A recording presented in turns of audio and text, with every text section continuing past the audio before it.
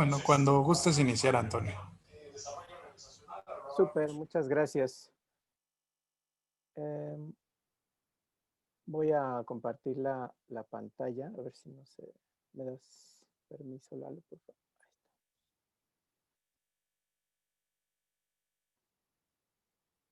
Muy bien, pues muchas gracias a todas y todos por estar acá, a todas las personas que se han dado cita acá para eh, pues seguir en esta última sesión ya de este breve repaso justamente sobre el tema de poéticas disidentes, de las cuales tomamos como objeto o como pretexto quizá el análisis de un movimiento global de organización civil que se llama 100.000 Poetas por el Cambio, y a partir de estas acciones reflexionar un poco sobre el papel no solo de la poética, de la función poética del lenguaje, sino también de posiciones disidentes y antisistémicas frente no solo al orden de género, sino también y sobre todo contra un orden heterosexual, patriarcal, contemporáneo,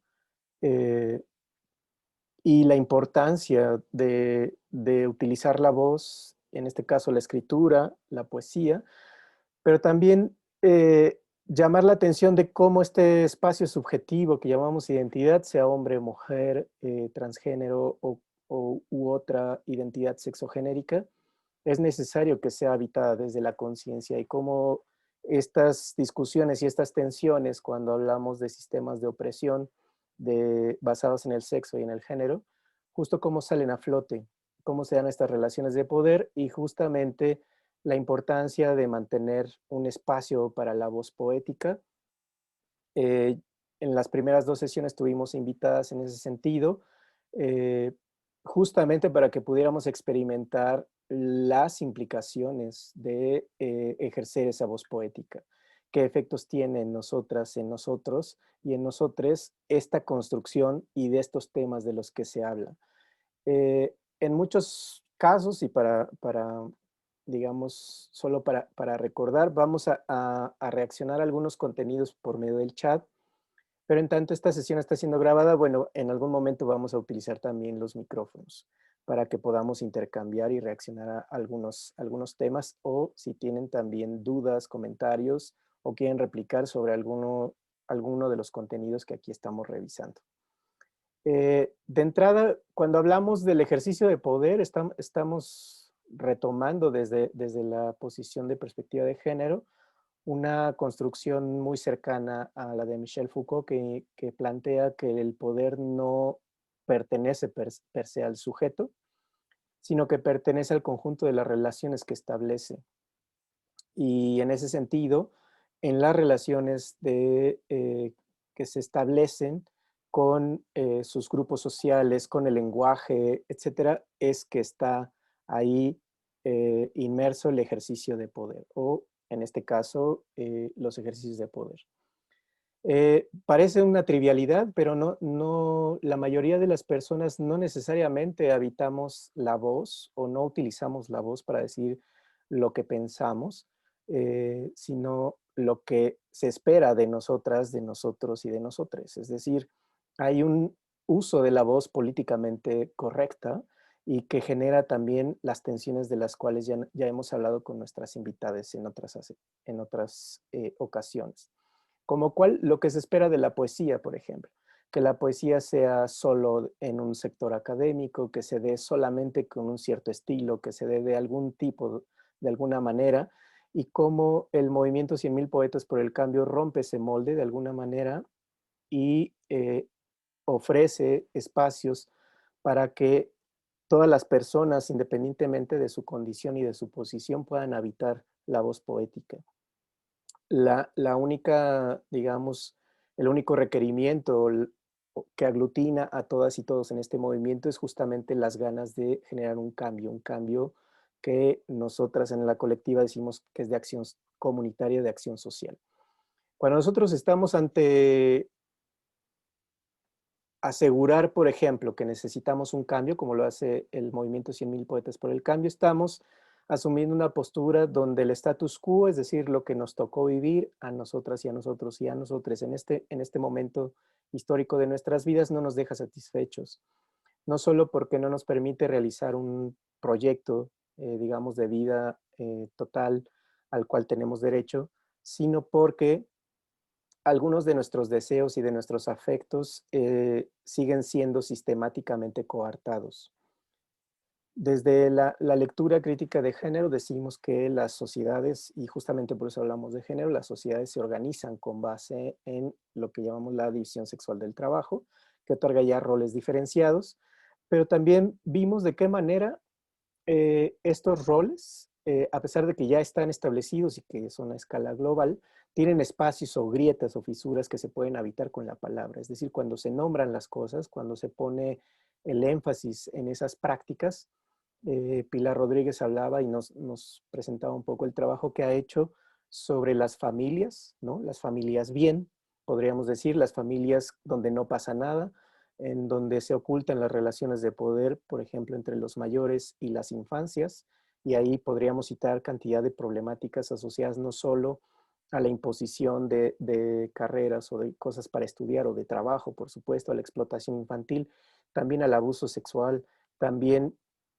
a esto que hemos llamado pues el adultocentrismo, donde las personas menores de edad tienen que ser tuteladas no solo por el Estado, sino por un adulto. En fin, toda esta organización, más allá de si nos parece buena o mala en términos de cualidad, genera relaciones de desigualdad en acceso, uso y control de bienes y de derechos.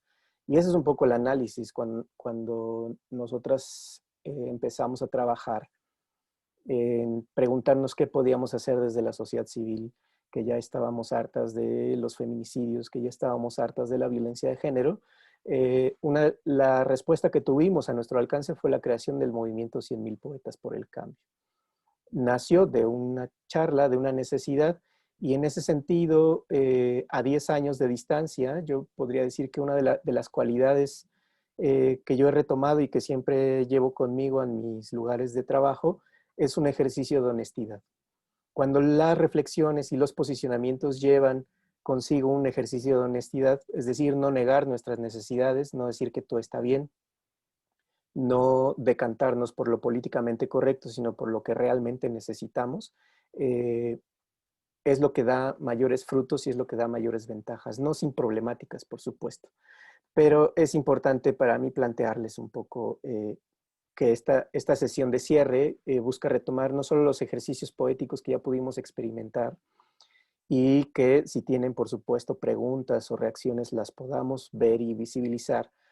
Se hablaron de cosas duras desde la poesía, se hablaron de cosas de violencias que, pues desgraciadamente, son cotidianas en nuestro mundo y de qué manera habitar este posicionamiento, esta voz, esta poética disidente, como le hemos llamado, nos permite generar también representaciones sociales otras de problemáticas que tienden a naturalizarse. En este sentido, yo podría presentar 100.000 Poetas por el Cambio tranquilamente como un proyecto que tiene como uno de sus énfasis desnaturalizar el ejercicio de la violencia por medio del uso de la voz. Y en ese sentido, solo recordar que para este septiembre de 2020, el movimiento 100.000 Poetas por el Cambio en el capítulo de México está dedicando el espacio de micrófonos abiertos y de slam de poesía a el tema de poéticas disidentes. Y en ese sentido, pues estarán representadas no solo las exogenéricas, sino aquellas también que están pugnando por voces y posiciones indígenas, por posiciones para defender la tierra, por posiciones políticas en términos de diversidad y de igualdad, más las que se sumen. Y en ese sentido, un poco esta sesión quiere hablar o quiere problematizar sobre el tema del lenguaje, de qué manera nuestra interacción, esta misma que estamos teniendo ahora, está mediada por el lenguaje, por un tipo de lenguaje, ¿no? Un lenguaje, digamos, políticamente correcto, que es en donde yo me estoy situando, por ejemplo, pero abrimos espacios también para un lenguaje disidente como el del poeta Canuto Roldán, o también para una poética disidente como el trabajo de de mi compañera, ay, se me fue su nombre, de Pilar Rodríguez, que va a hablar de cosas que normalmente son de mal gusto hablar, ¿no? Por ejemplo, como los abusos que cometemos hombres menores, mayores, sobre los menores, en este caso.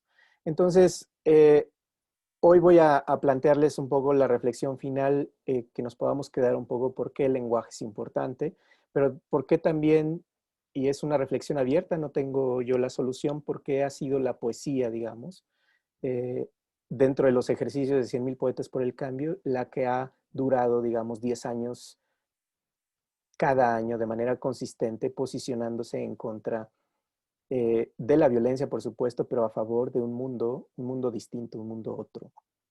Eh, como dijimos en algún momento, 100.000 poetas por el cambio también aglomeró a músicos, también aglomeró a fotógrafos. Sin embargo, fue dentro de estos movimientos la poesía la que logró tener la incidencia más grande a nivel global, de tal suerte que se generó a partir de esta práctica una serie de eventos y de movimiento global que pues a mí me sigue sorprendiendo para bien. Pero hoy quisiera, no pero, sino además quisiera apoyar y reforzar estas prácticas disidentes, de estas poéticas disidentes, con la reflexión sobre justamente las representaciones sociales que habitan el lenguaje. Y en este sentido, el lenguaje no solo el escrito, sino también el que pudimos escuchar, el leído, el oralizado y también, ¿por qué no?, el que podemos generar intercambiando puntos de vista desde una escucha radical, como lo dijimos desde el principio. Vamos, por supuesto, a abrir el micrófono para reaccionar a estos materiales, pero también vamos a tratar de hacer hoy, en esta sesión de cierre, hablar de algunos de los temas del machismo que quedaron colgados la sesión pasada y cerrar de alguna manera con algunas reflexiones en torno al uso del lenguaje y con algunos ejemplos de las problemáticas que se dan o que se viven cuando se habitan algunos de los lenguajes disidentes. Y también es importante reflexionar sobre disidentes hacia quién o hacia qué, ¿no? Entonces, de esta manera, pretendo cerrar un poco reflexionando en conjunto en cómo el lenguaje puede detonar reflexiones sobre la disidencia de género y si es necesario o si es importante detonar estas reflexiones. Recordando y solamente a manera de repaso, cómo cuando nosotras estamos hablando de afinar la mirada, cuando nosotras decimos que el movimiento de 100.000 pone un énfasis particular en el uso de ciertas poéticas y de los temas que toca, tiene mucho que ver con indagar sobre relaciones entre lenguaje y sobre violencias machistas en concreto. Hay muchas prácticas que tienen que ver con la posición que ocupamos varones en movimientos, sean literarios o no, sean, digamos, de artísticos o no, y de qué manera esa producción puede o no representar relaciones de subordinación y de opresión para un sector, en este caso de la mitad de la población. También plantear que esta reflexión, si bien escuchamos y procuramos tener una experiencia vívida con el lenguaje, de las problemáticas que se pueden abordar, hay muchas, es importante desnaturalizar lo que hemos conocido en la literatura como el amor, como el erotismo, como las relaciones, como la pasión, como la dureza, etcétera, porque también el lenguaje se apropia de ciertos significados y en ese sentido reflexionar sobre cuáles son los mecanismos de exclusión al nombrarnos y al narrarnos como hombres, mujeres, como comunidades, adquiere sentido. De alguna manera, una de las propuestas de este curso ha sido poner y narrar la vida y los sentires desde las voces de, en este caso, poetas que están habitando la disidencia de manera consciente. Hacia el final de la sesión espero poder colocar de mejor manera la importancia de habitar el lenguaje de manera consciente. Hemos dicho, y espero no ser repetitivo, que en muchos de los grupos de hombres y de trabajo con varones, reflexionar ahora sobre el tipo de masculinidad no solo es pertinente, sino es un ejercicio que pasa por narrarnos, que pasa por habitar las palabras con las cuales describimos qué tipo de personas somos, de dónde venimos, pero también hacia dónde queremos caminar. Entonces, cuando hablamos de poéticas disidentes masculinas, en realidad estamos propugnando por un cambio en esas poéticas, en lo que nombran esas poéticas y en la manera en que nos vivimos como masculinos, como hombres. Y en ese sentido, la mayoría de los ejercicios de poetas disidentes al interior, no solo del movimiento de 100.000 poetas, sino hacia afuera con los trabajos sobre poesía, literatura y performance, lo que llevan implícito es una práctica que disiente del status quo de género, es decir, de lo que hemos llamado como la heteronormatividad o el patriarcado como tal. Es decir, estamos disintiendo con las instituciones que controlan el uso del lenguaje. Y por eso también viene a colación y es pertinente hablar del lenguaje inclusivo. Hay múltiples herramientas para hablar el lenguaje inclusivo, hay un debate muy abierto, hay posiciones encontradas y enconadas sobre el uso, pero yo espero que en las primeras sesiones haya quedado más claro cómo el uso del lenguaje, pensado más allá del sexismo, también va más allá de los recursos para incluir de manera visible a dos sectores, hombres, en este caso hombres y mujeres. El desdoblamiento que propone, por ejemplo, algunos manuales de lenguaje inclusivo, en realidad sigue dejando fuera a este otro sector de la diversidad que pudiera estar muy bien encarnado en este curso, por ejemplo, con la poética disidente de Canuto Roldán, sobre los temas que él trabaja y sobre los temas que esa comunidad está trabajando, que también están representados al interior del movimiento de 100.000. Eso quiere decir, y es un poco para empezar la reflexión, que aunque nosotras y nosotros pudiéramos ser muy incluyentes y políticamente correctos, de todas maneras en esas prácticas seguiríamos segregando a ciertos grupos. ¿Qué es lo que quiero decir? La polémica está abierta. No, hay algunas reflexiones sobre las cuales voy a cerrar hacia el final de esta sesión y del curso, en términos de que esta es nuestra última sesión, pero también es importante nombrar cuáles son las prácticas discursivas que están ahí metidas. Entonces, podemos recurrir a múltiples bases de datos, a múltiples, digamos, datos duros en ese sentido, en términos de representación, y yo quisiera apelar a algunos. En este caso, por ejemplo, a esta obra que hizo la universidad hace ya algunos años, sobre el tema de cómo nos estamos percibiendo las y los mexicanos, en este caso, y digo las y los mexicanos, asumiendo que este estudio deja afuera las representaciones que hemos asignado como trans o como otros grupos de la disidencia sexogenérica. Eso es importante decirlo. Entonces, fíjense cómo ahí hay tres de las preguntas que a mí me han llamado la atención. Este estudio puede tener muchas críticas, tiene muchos sesgos, como cualquier modelo, digamos, que se está generando, que se está construyendo. Pero si nosotras y nosotros reflexionamos en este momento, ¿qué tipo de ventajas tiene, por ejemplo, ser hombre o mujer? Me lo pueden escribir en el chat, así de bote pronto. ¿Qué ventajas tiene para ustedes aquí y ahora ser mujer, ser hombre? Y pueden nombrar algunas, las que les venga digamos, a la mente. Y también quien nos escucha lo puede hacer sin ningún problema. ¿Cuáles son las ventajas que ustedes identifican? Por favor, escríbanme en el chat 3 o 4, las primeritas que ustedes. En el caso de que habiten la identidad hombre, me pueden decir qué ventajas tiene ahí. En caso de que habiten la identidad de mujer, ¿qué ventajas tiene? Por favor, escríbanme algunas en el chat.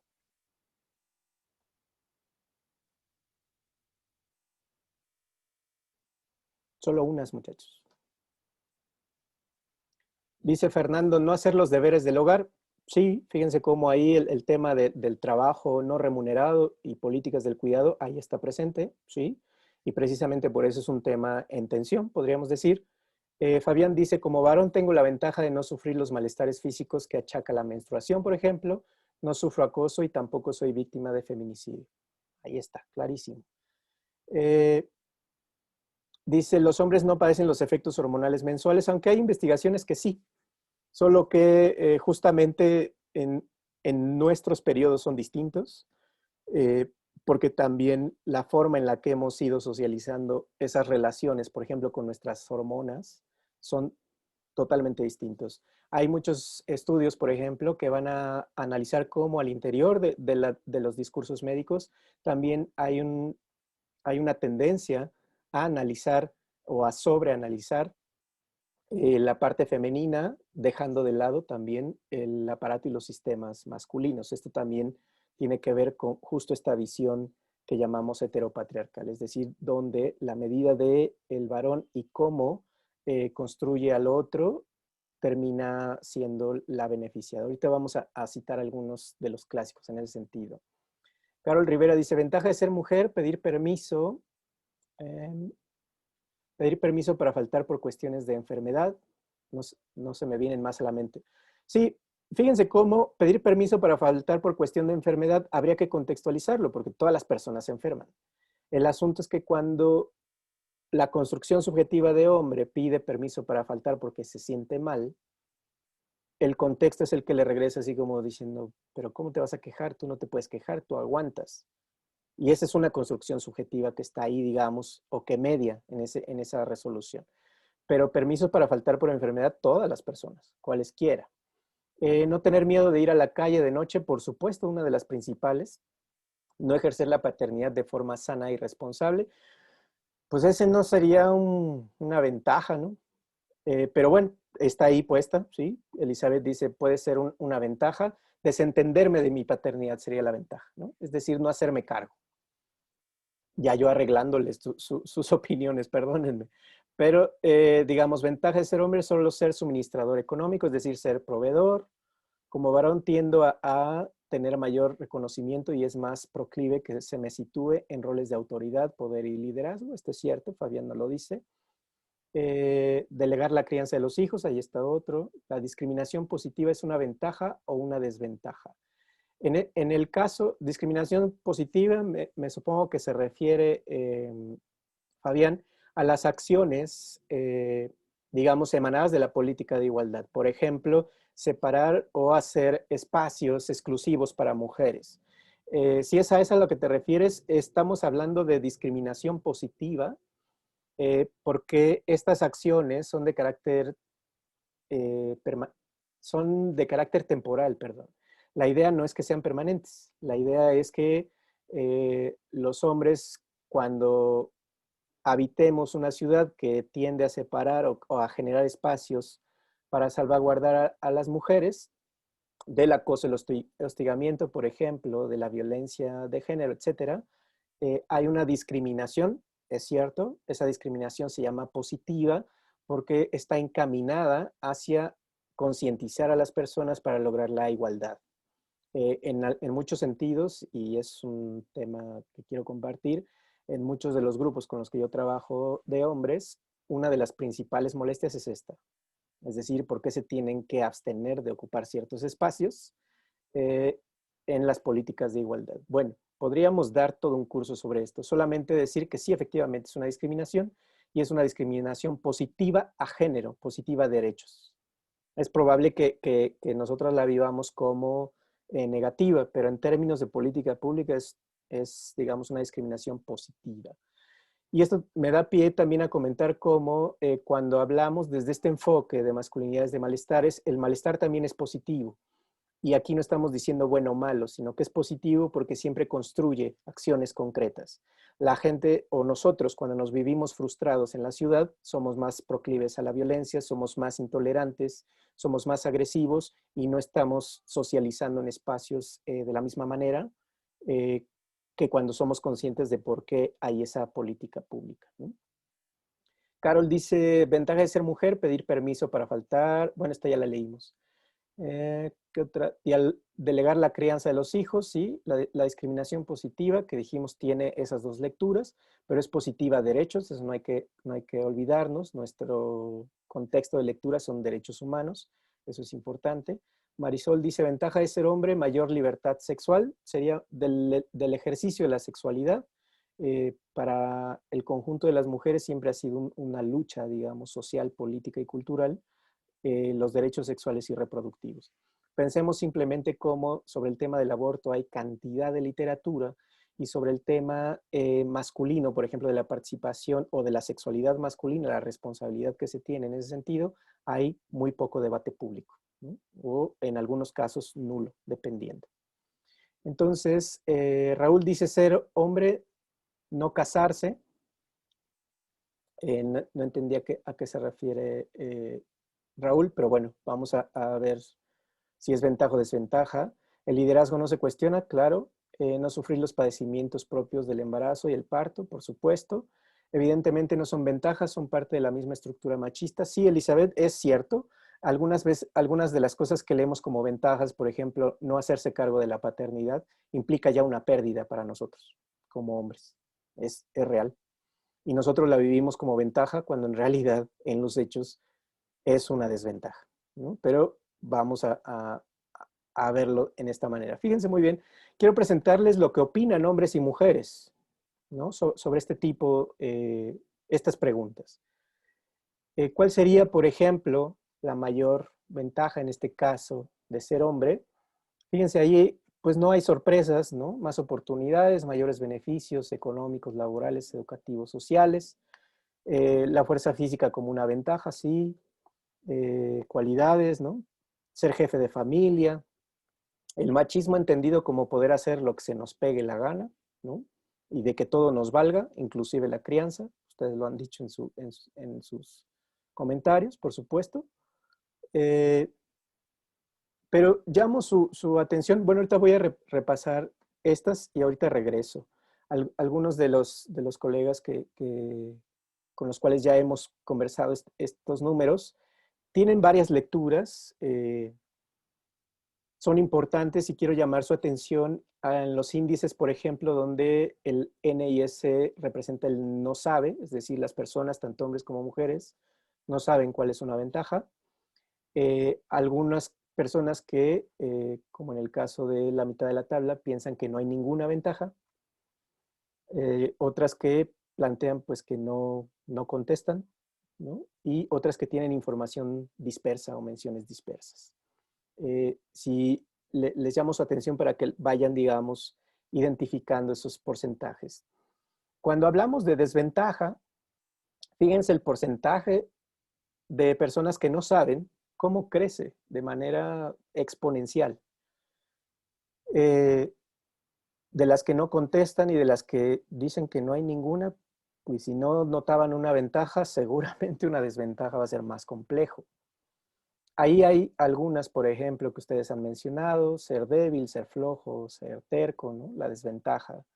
Eh, no tener obligaciones familiares, fíjense cómo es leída también como desventaja. Esto hace 10 años era distinto. Ser proveedor, el machismo, el sexismo, etcétera. Violencia, agresión. Yo pensaría, por ejemplo, que la violencia sería uno de los primeros tópicos, pero bueno, ahí están estos porcentajes. ¿Qué es lo que quiero plantearles con esta lectura? A final de cuentas, en la sociedad mexicana, que es a la que se refiere este estudio, no estamos viendo una ventaja relacional de ser socializados como hombres o como mujeres. Y si no estamos viendo ventajas en un contexto donde hay una cultura machista, que esto implica que hay privilegios que sistemáticamente son otorgados para los varones desde que nacen, desde que son concebidos y desde que son socializados como tales. Si no lo estamos viendo, siendo una sociedad pues tan patriarcal, tan machista, tan heteronormada, es decir, que el modelo heterosexual es el único reconocido, donde la preeminencia pues tiene mucho que ver con lo que ustedes han planteado en el chat. No se discute nuestra autoridad, nuestra última palabra es la que se respeta, etcétera. Pues fíjense, tenemos un problema importante porque no estamos identificando las relaciones donde nosotros, por el simple hecho de ser hombres, tenemos ya una ventaja. Una de las ventajas por las cuales se hizo, por ejemplo, la discriminación positiva es que nosotros podemos mirar, tratar y comunicarnos con las mujeres en el espacio público como se nos da la gana. Y nunca hemos reflexionado sobre ello. Entonces, cuando viene una política pública que tiene la necesidad de separarnos para que entonces nosotros podamos como hombres respetar a las mujeres en su tránsito por en la ciudad y en su libertad de vestirse como quieran, lo que vemos no es que eso lo han tenido que hacer porque nosotros no respetamos, nos indignamos y nos enojamos y decimos, pero ¿cómo es posible? ¿Qué les pasa? Me explico, no pasa, esa construcción no pasa por la identidad y es lo que quiero señalar. Cuando nosotros en el curso hemos dicho cuando la palabra nos habite, es decir, cuando la tengamos a nivel de conciencia, es cuando vamos a poder entender muchas de estas relaciones que ahorita no solo no sabemos, sino que no conocemos. Para nosotros que ser proveedores, lo que implica ser proveedores, es decir, que introyectemos solamente una función, cuando en términos globales y en términos de sociedades hay más formas de organización y no solamente la de ser proveedor. Nosotros ahí no nos vivimos como vulnerables, nosotros nos vivimos como vulnerados. Y eso es importante plantearlo acá. Por eso cuando nosotros planteamos a nuestros colegas y a nuestros colegas que seamos disidentes, estamos planteándoles ser disidente no contra los avances de política de igualdad de género, sino contra las causas que generan esa desigualdad en la jerarquización de género. Pero si en estos datos, lo que nos dicen los datos es que nosotros no estamos viendo ventajas en posición y condición de ser varones, de ser hombres, y que tampoco estamos viendo las desventajas, entonces, ¿dónde nos estamos situando? Esa es una pregunta abierta. ¿En dónde nos estamos situando? Y fíjense, cuando nosotros hablamos de machismo, como hablábamos la sesión pasada, un poco decíamos, ¿con qué palabra nuestra comunidad asocia el machismo? Y pues ahí está clarísima la asociación a la violencia, al abuso y a la agresividad. Entonces, cuando nosotros hablamos en espacio público, cuando nosotros analizamos, por ejemplo, el espacio público para darle seguimiento a esta inquietud de las políticas, digamos, de discriminación positiva, pues nosotros nos podemos dar una idea de por qué razón las mujeres cuando son socializadas tienen que cuidar y poner atención mucho más tiempo en cómo están vestidas, cómo van a estar vestidas y en qué zona de la ciudad van a ir a trabajar. Es decir, no habitamos la ciudad de la misma manera. Pero esto sucede también con la palabra y ahorita vamos a ir para allá. Es decir, lo que estamos viendo en estos datos es un efecto de las relaciones que mantenemos en un sistema que privilegia a los varones, que privilegia solo una forma de organización sobre otras posibles, como la heterosexual, por ejemplo, sobre la homosocial o la homosexual o la bisexual, etc. Y de qué manera esta repetición se naturaliza a tal punto que ya no la vemos. Porque eso es lo que está ahí, digo, lo pongo a discusión. Lo que yo leo en este no sé y en este no contestar es que yo no estoy viendo dónde estoy parado. Y esto lo contestan tanto hombres como mujeres. Recordemos que había una pregunta que nos decía, ¿de quién es más responsabilidad? En este sentido, estamos viendo cómo este trabajo nos dice que tanto hombres como mujeres no estamos viendo ventajas y desventajas. ¿Qué es importante?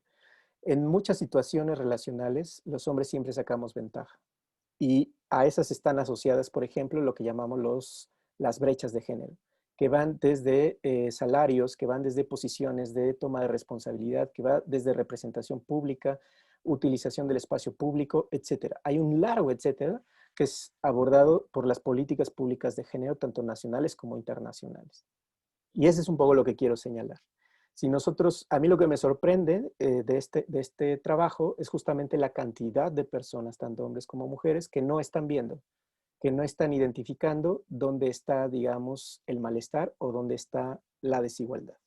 Entonces, quiero proponerles un poco este breve pasaje de David Foster, que es un profesor en una universidad de Estados Unidos, que a sus alumnos y a sus alumnas les planteaba un poco este juego de palabras.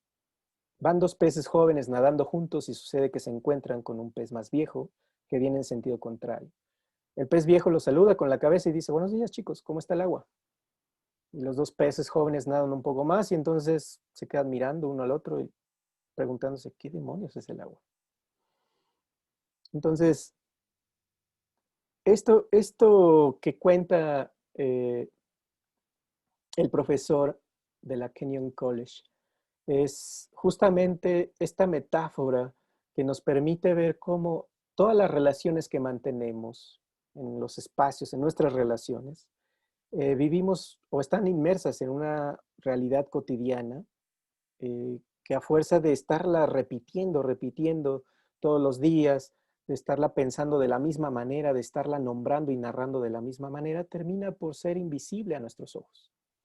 Cuando nosotros decimos estas políticas de igualdad a las que hacía referencia nuestro colega en el chat, pero que podríamos utilizar como ejemplo, estas políticas, por ejemplo, de segregación o de separación en transporte público, sobre todo en México, y de políticas presupuestales, es decir, de montos y de apoyos dirigidas específicamente a grupos de mujeres, que son el grupo vulnerado, eh, a fuerza de estarlo repitiendo, nosotros ya no vemos que sea necesario. Inclusive ustedes van a encontrar posiciones que están en el espacio público, en las noticias, etcétera, habitando una narrativa de no es necesario, a mí nadie me regaló nada, esta bola de hombres no me ha regalado nada, yo soy autosuficiente, no necesito apoyos de nada, ¿no? Y lo veníamos viviendo el 8 de marzo de este año del 2020 en México, cuando los movimientos feministas llamaron a un día sin nosotras.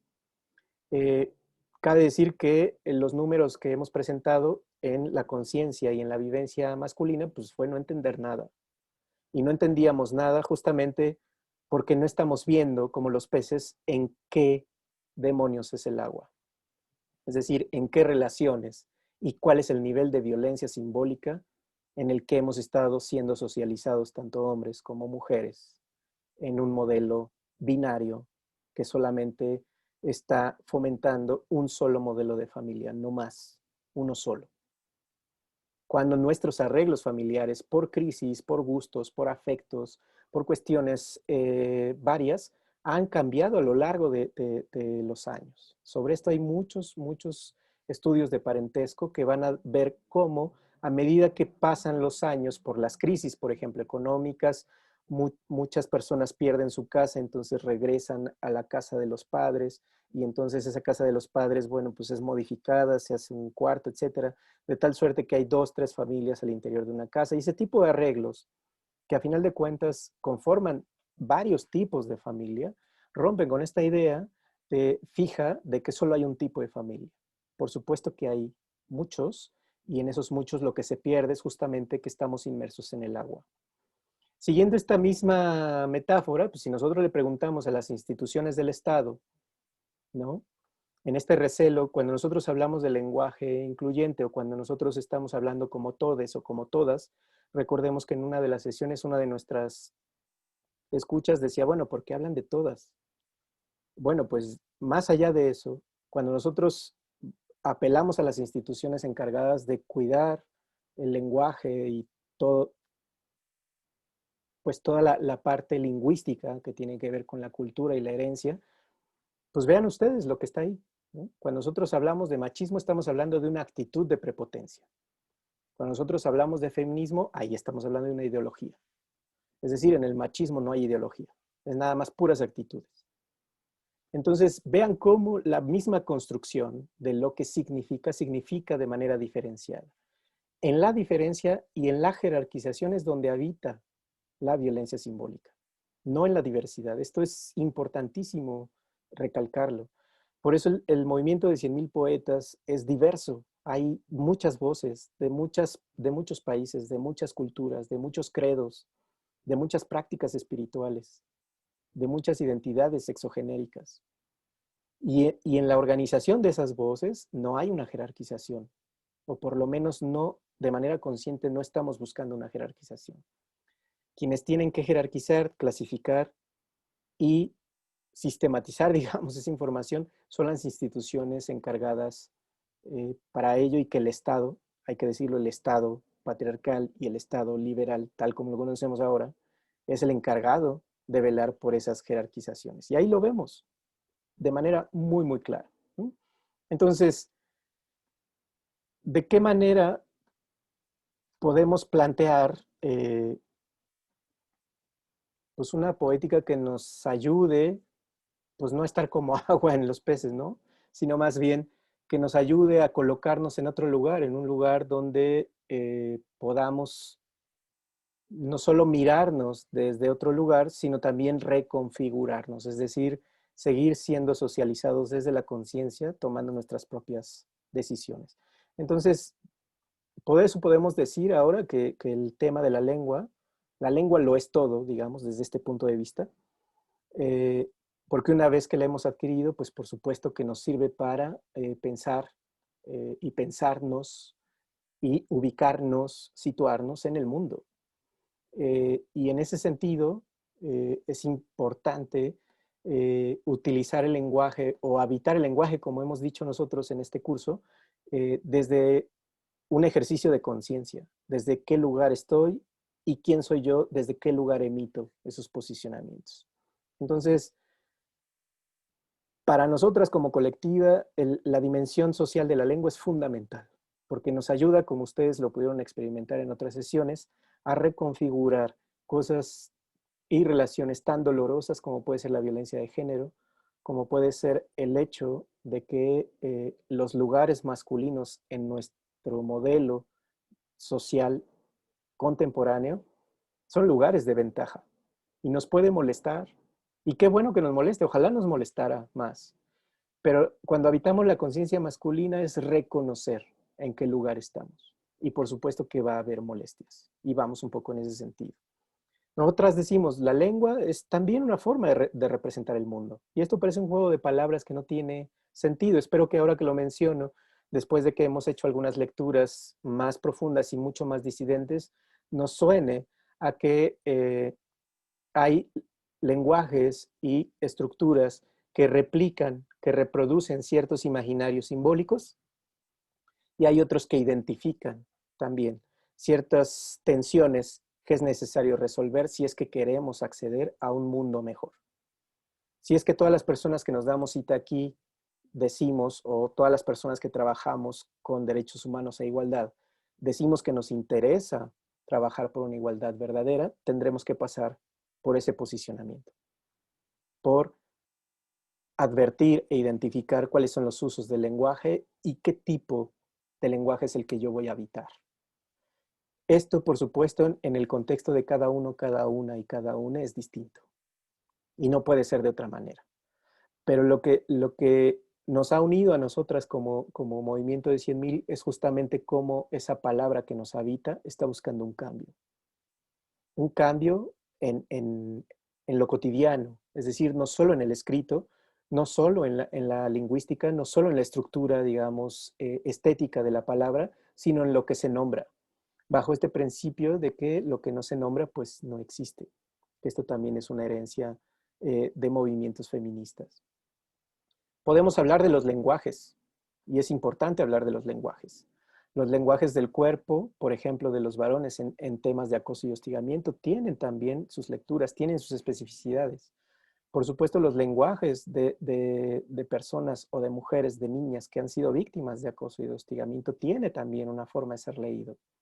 Y sobre esto se teoriza y sobre eso múltiples modelos de atención y múltiples profesionales tienen en sus manos, digamos, métodos y técnicas. ¿Para qué? Para buscar el beneficio y el bienestar para todas las personas, sin importar cuál es, digamos, su identidad, su condición y su posición.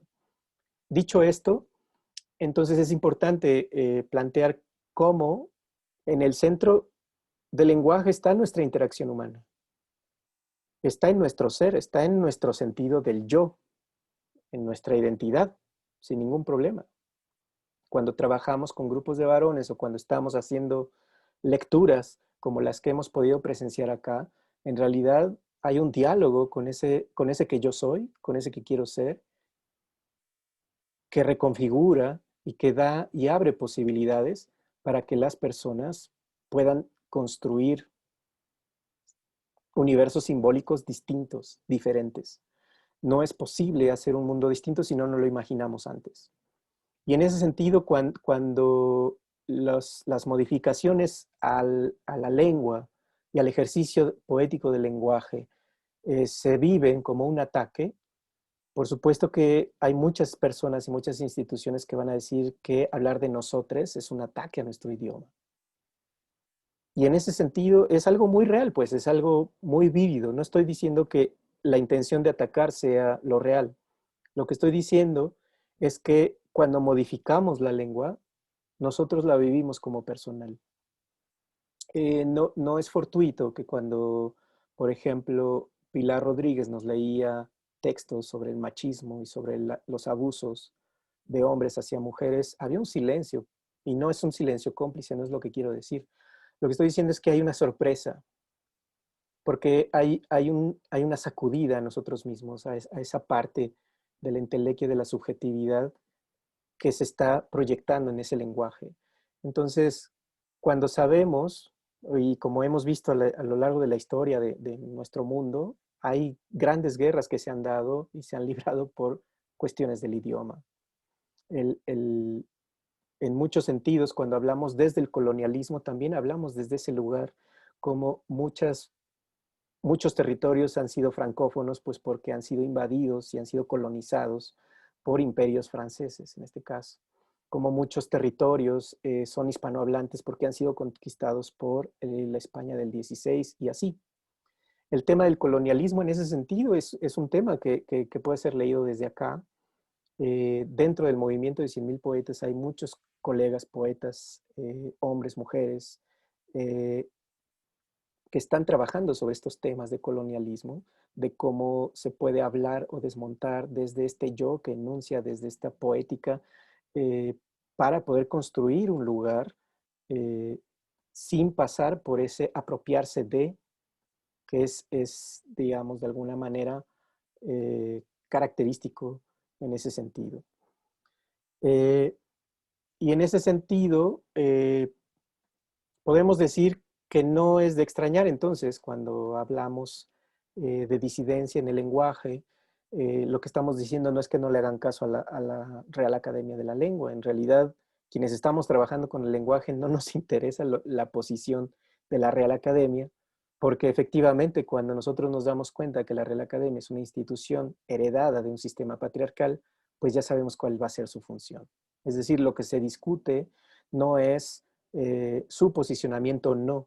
Recordemos que ellos como profesionales dicen, no, pues nosotros no tenemos por qué decir si está bien o está mal el uso. Nosotros simplemente estamos cuidando el lenguaje y su desarrollo histórico. Cuando la sociedad cambie, entonces el lenguaje va a cambiar.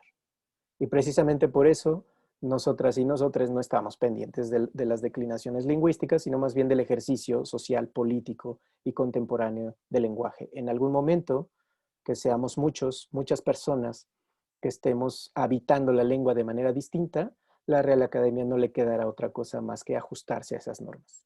Así funciona el asunto. Por eso, cuando hablamos de disidencia, pues no estamos volteando a ver a la Real Academia de la Lengua, estamos volteando a ver a los grupos, a profesionales, a gente de literatura, a poetas, a performeros, etcétera, que están construyendo un lenguaje otro para nombrar cosas, para decir cosas de manera distinta. Y en ese sentido, por supuesto que no es de extrañar que las personas cuando hablamos de sesgo en sexismo o sesgo de género en el lenguaje, nos molestemos porque en realidad pues somos hispanohablantes. De alguna manera, como hablantes del idioma, lo que nos están diciendo es que nosotros estamos haciendo un sesgo de género y es real, es real. Y si nosotros revisamos en qué espacios utilizamos el lenguaje, cómo lo utilizamos y el mundo que estamos retratando, vamos a ver dónde están las tensiones. Ahora, lo políticamente correcto, insisto, y hay muchos autores de la disidencia sexogenérica que han dicho esto, mucho mejor que yo, es lo políticamente correcto no fomenta un cambio de nada. Es solamente un espacio relacional donde todo está bien, donde no nos ofendemos, donde no hacemos explícitas nuestras necesidades y todo está muy bien. Y justamente esa posición es la que, o contra la que queremos trabajar la disidencia poética. Es decir, cuando hablamos de habitar un espacio antisistémico, no estamos hablando de un ataque al idioma español, un ataque a las instituciones, no, sino de tener claridad que esas instituciones en sus relaciones de poder no obedecen al cambio, no quieren el cambio. El cambio lo quieren las personas, los grupos, los afectos, las nuevas formas de organizar, producir y reproducir la vida. Esos grupos somos los que queremos el cambio, los demás no. Les puedo asegurar que no. Y por eso ha sido un avance positivo, por supuesto, la construcción de política pública sobre ese tema. En términos de lenguaje, entonces, ¿quién está en el centro? ¿Contra quién estaríamos disintiendo, digamos? Hay varios aspectos, pero uno de los esenciales tiene que ver con esta pregunta. ¿El masculino genérico es universal? ¿Qué dirían reaccionando ahí por el chat? ¿Qué dirían? Ay, perdón. Cometí el error de dejar de compartir. Lo siento. Por el chat, díganme. ¿Es universal? ¿No es universal? Desde lo que creen. Lo políticamente correcto, ¿qué diría? Pues sí, claro. Obvio que es universal. Pues que no fuiste a clases de español. No fuiste a la primaria. Que no te enseñaron español. Yo les puedo asegurar que muchos de nosotros que hemos pasado buena parte de nuestra vida en las aulas, tampoco es que manejemos el español tan conscientemente, ¿no? Por acá por el chat dice, Fernando, dice, ¿solo ha sido una construcción? Sí, es una dimensión. El lenguaje es construcción, sin duda. ¿Tiene su propia historia? Sí, es cierto. La lengua española, la castellana, el hispanohablante, no es la misma, la del siglo XII, del siglo XIII, que la del XVI, etcétera. Sí, por supuesto. Miguel Ángel dice nunca, pero bueno, no entendía a qué se refiere. Raúl Zúñiga dice, entonces, ¿crees que el idioma inglés, que es el que más universal es, porque se ha adaptado a los cambios, deberíamos usarlo? Por ahí voy a cerrar un poco con un comentario de ese tipo. Hay estudios en lengua, en el inglés, por ejemplo, que es más neutro, en el alemán, por ejemplo, y todos responden a justamente un ejercicio o un experimento del cual voy a dar cuenta a continuación. Pero es muy interesante lo que dices, Raúl. Efectivamente, eh, cuando hablamos de una jerarquización de tipo estructural, pues hay que revisar todas las dimensiones simbólicas de las lenguas. Y en ese sentido, bueno, yo no soy lingüista, por supuesto, pero sé que hay investigaciones en la materia y ambos tienen un resultado parecido. No les voy a adelantar cuál, pero sobre eso vamos a ver. Carol dice, me parece que sí se ha puesto como universal y poco cuestionado. Ok, digamos que cuando decimos que el masculino es universal, es como dijimos la sesión pasada, es que el mundo se piensa en masculino. Y uno podría decir, ay, ¿eso qué? Qué exagerados, ¿no? Pero tiene efectos. Y actualmente tenemos herramientas de análisis que nos ayudan a entender cuáles son esos efectos. Y si no tienen otra opinión en el chat, vamos a dar un poco, vamos a ver un video. Le pido por favor ahí a Lalo que si es que tengo problemas con el audio. En el chat dice Mario Dardón, maestro dice, la sincronía de la lengua lo permite para enriquecerse. Sí, de hecho, hay muchos recursos, hay mucho más recursos, digamos, para nombrar la diversidad de los que uno podría suponer. Es un consenso políticamente correcto que en los manuales, por ejemplo, de lenguaje incluyente o inclusivo, es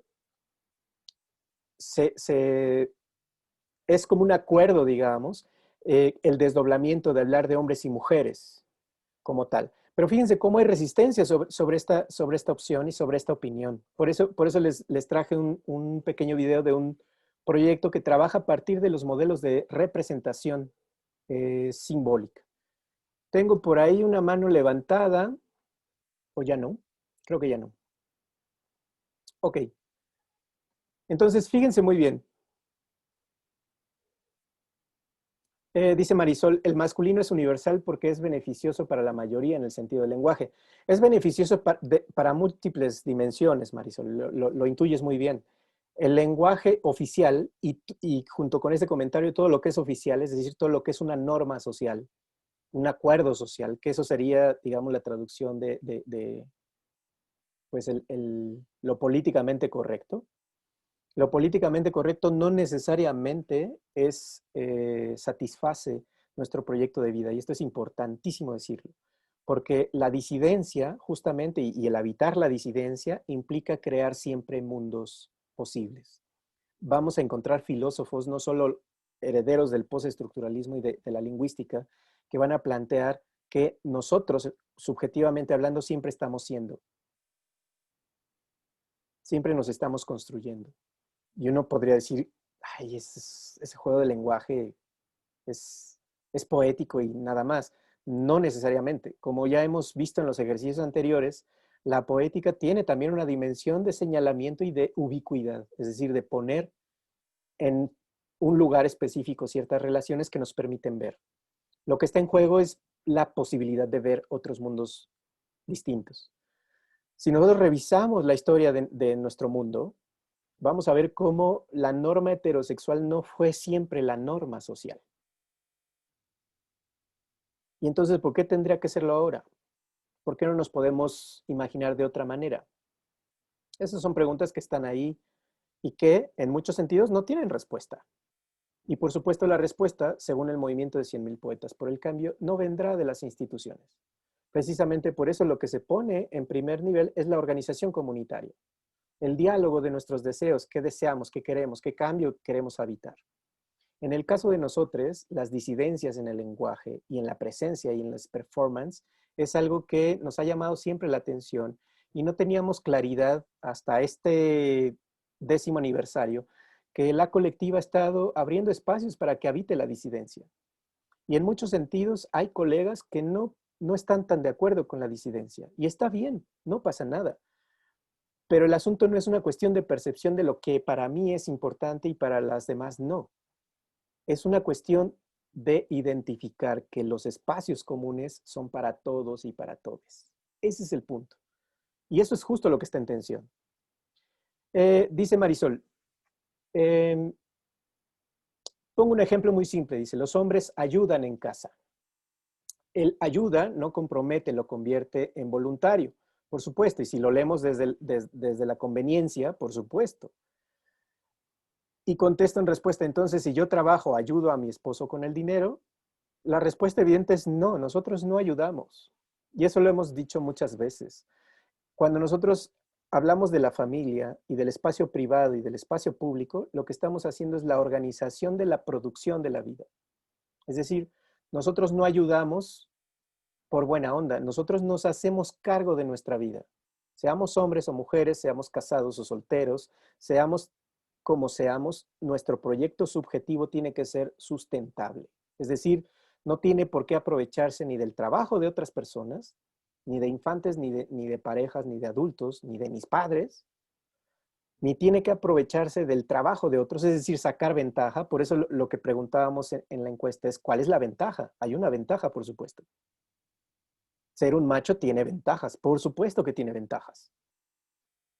Ser un hombre más abierto, con más habilidades, por supuesto que tiene ventajas. Pero esas ventajas no están todavía social y culturalmente bien valoradas. Y esa es la tensión que tenemos. Y justamente por eso es que estamos pues, revisando estas partes.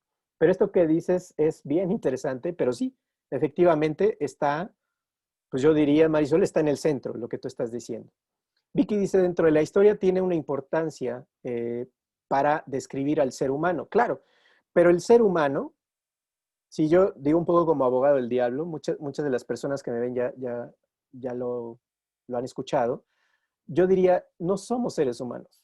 Si tú revisas el mundo tal cual está, hay muchos seres que no quieren ser con los otros, que los están exterminando, que les están provocando hambre, que están probando con ellos incluso armas químicas, y estoy hablando de África, de otra serie de cuestiones que tienen que ver pues con un nivel de política más global.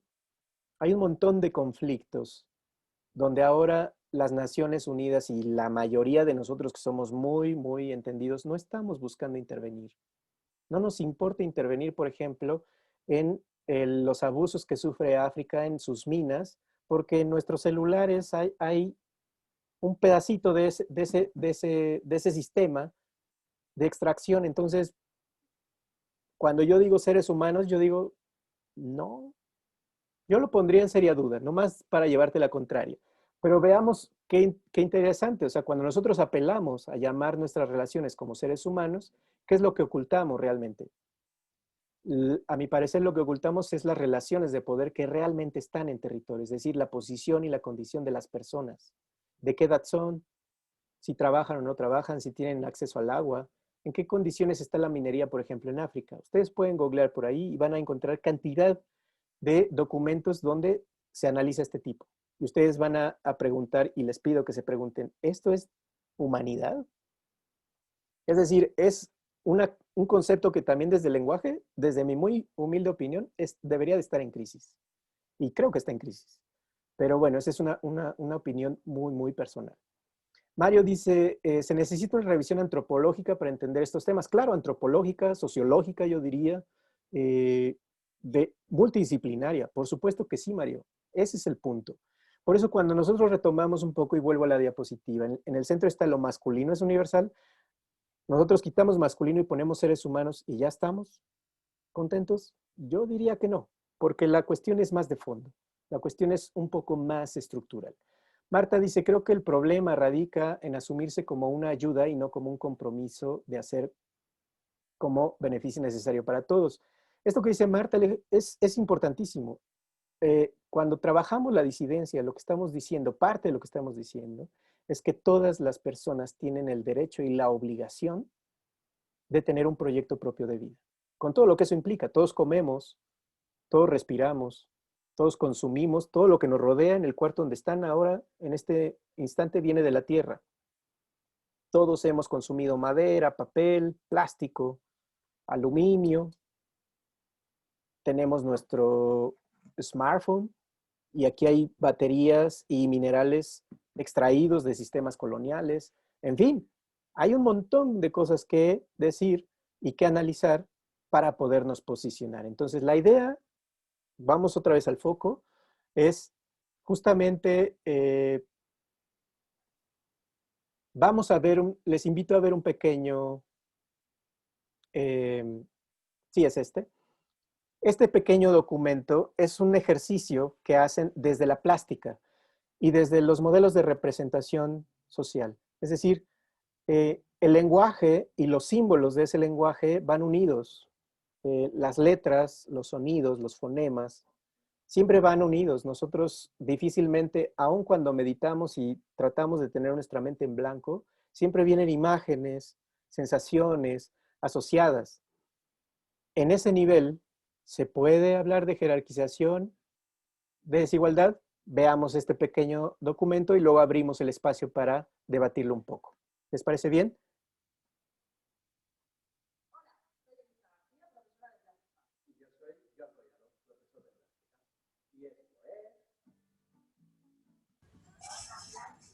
Antonio, creo que no se escucha o se escucha muy bajo. A ver, déjenme entonces poner. Déjenme ver si ahí me dicen. No, no se escucha, sigue sin escucharse. Ok, entonces, ahí. No, aún no. Están comentando en el chat que tal vez si desconectando tus audífonos, quizás se pueda escuchar. Ok, Ah, no, me parece que no. ¿listo? Nos estamos refiriendo a la persona Un poquito más, sí, subió el volumen un poco más. Y yo soy John Collado, profesor de plástica. Y esto es... ¡Plástica!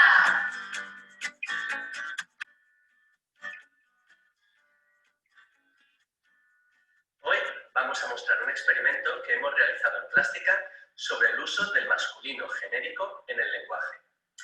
¿Y qué es eso del masculino genérico? Bueno, según la RAE, la Real Academia de la Lengua Española, en nuestro idioma utilizamos el masculino para designar genéricamente a todos los individuos, independientemente del sexo. Es decir, que si decimos el tutor repartirá las agendas, nos estamos refiriendo a la persona que tutoriza, que puede ser tanto hombre como mujer.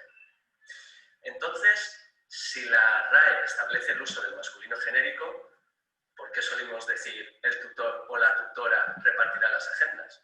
Con lo largo, farragoso, poco sintético, que es una de las máximas del lenguaje, y políticamente correcto, que resulta. Ante esta pregunta decidimos hacer un experimento para ver si cuando utilizamos el masculino genérico realmente estamos pensando en neutro, independientemente del sexo, como dice la RAE, o el uso del masculino nos hace pensar, sin embargo, en hombres únicamente. Sin explicar nada, repartimos al alumnado un folio con una frase que debían dibujar. En algunas frases el sujeto estaba en masculino genérico, por ejemplo, los alumnos, otras se utilizaban genéricos neutros, como el alumnado, o perífrasis, un grupo de, y en otras se especificaban los dos géneros, los alumnos y las alumnas.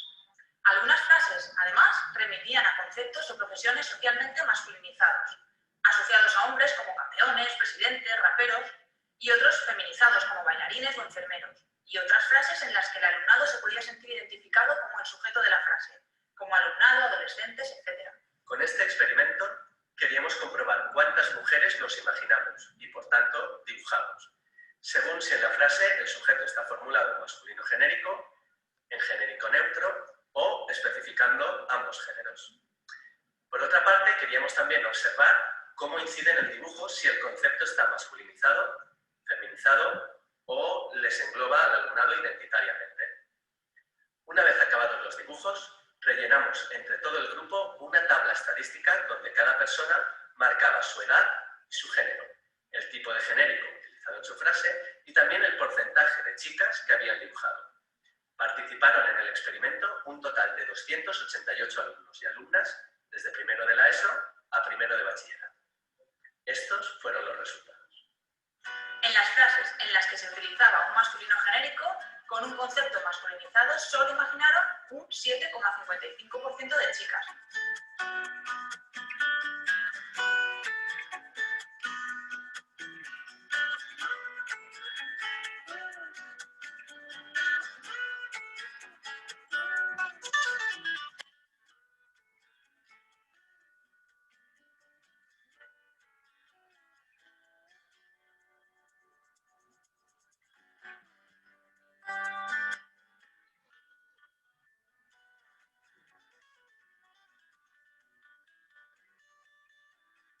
Las frases con conceptos identitarios con los que se pueden sentir englobados, hay diferencia entre los dibujos hechos por chicos y los hechos por chicas, pero la media sigue siendo muy baja, un 24,40% de chicas frente a 75,60% de chicos representados.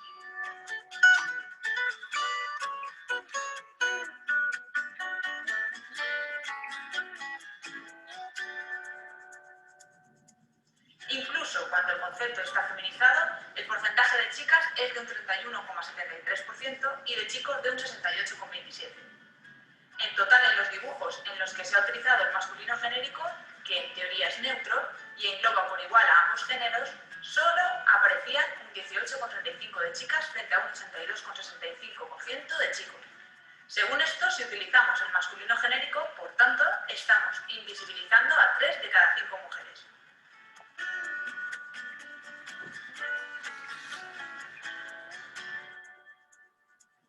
En cambio, si utilizamos un genérico neutro, el porcentaje de chicas representadas sube al 40,69%, pero no llega al 50%, que sería lo lógico.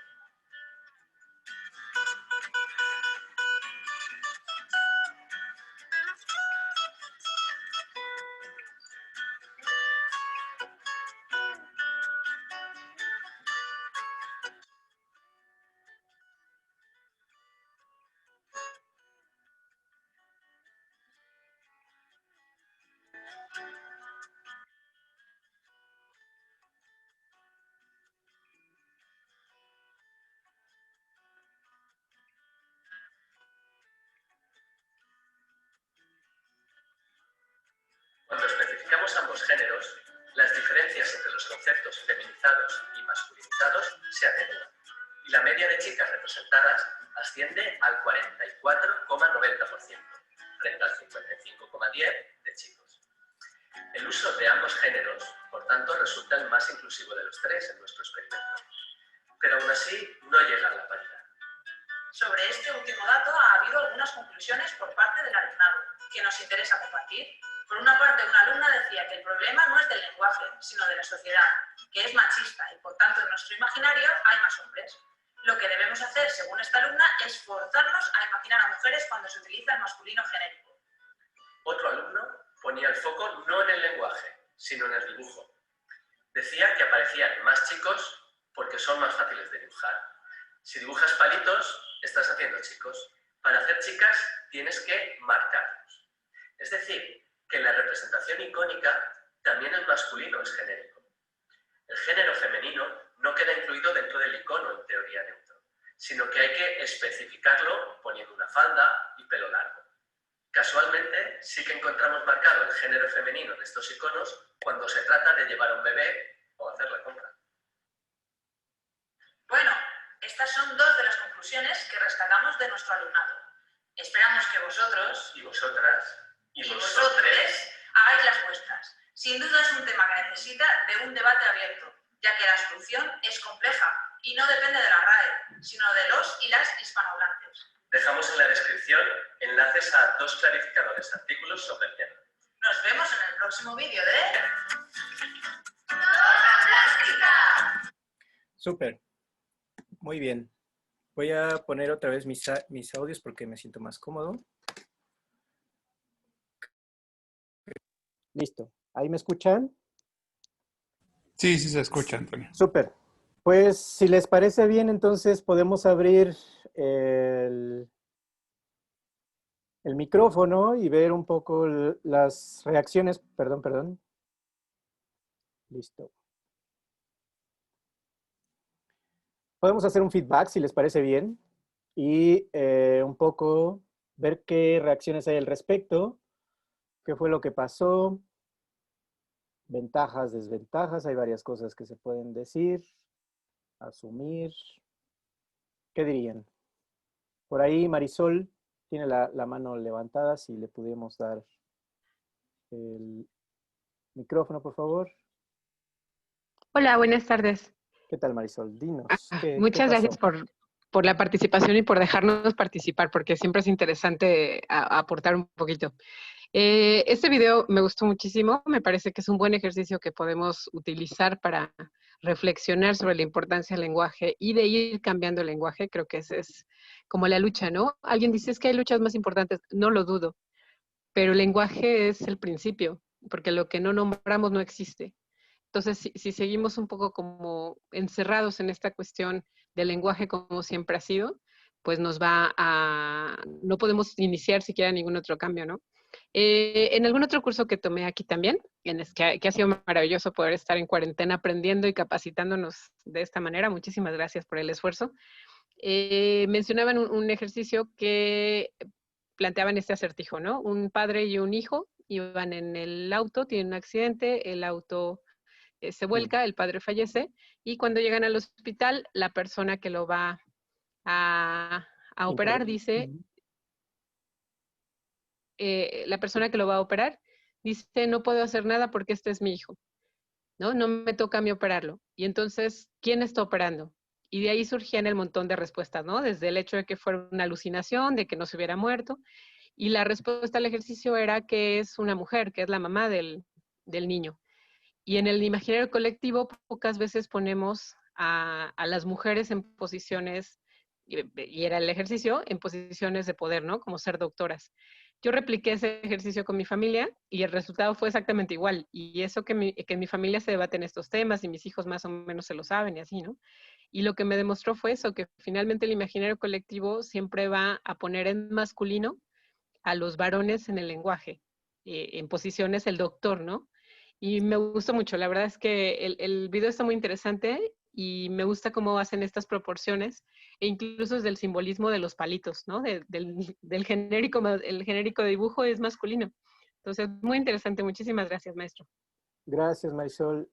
Por ahí, Emanuel tiene la mano levantada, si nos puedes... ¿Qué tal? Buenas tardes, Antonio. Buenas tardes a todos. Mira, yo ahorita que estaba escuchando, viendo este video y después de, pues que he estado pensando mucho en los cursos que he tomado aquí en el museo, pienso que sí, el lenguaje que utilizamos respecto a hombres y mujeres, o sea, refleja en forma práctica la realidad que tenemos, pero al mismo tiempo la promueve. Y si quisiéramos que la realidad fuera diferente, pues sí tendríamos que ir modificando el lenguaje, pero no solamente sería en este sentido de mujer-hombre, ¿no?